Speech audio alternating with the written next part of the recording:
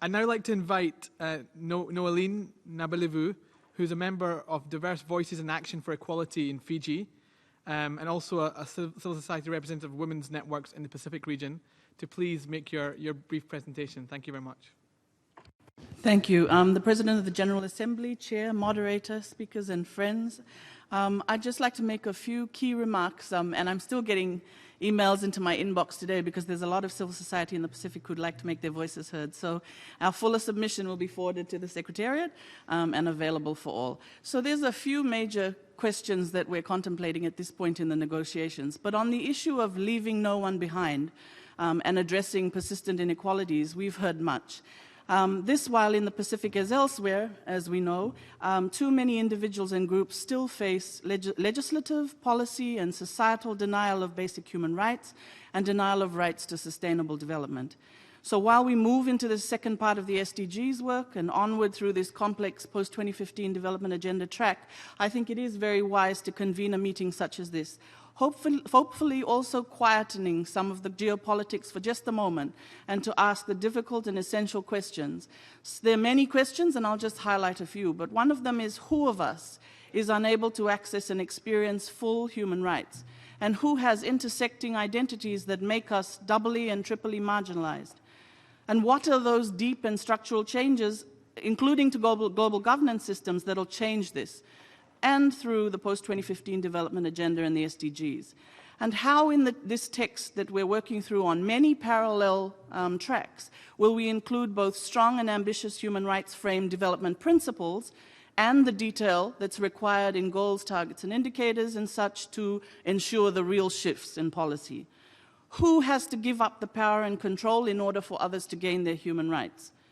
And how much will it cost to make these transformational changes? Who's going to pay? And based on historical responsibility, CBDR, and according to the levels of loss and damage that are being faced. And most critically, who among us will be the leaders giving us the political will, the technical skills, and ensuring genuine engagement with all communities?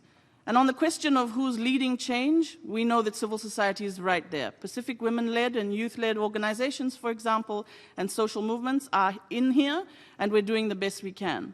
They're playing an active and positive role, often making great sacrifices to be part of this critical work and see a possibility to do more.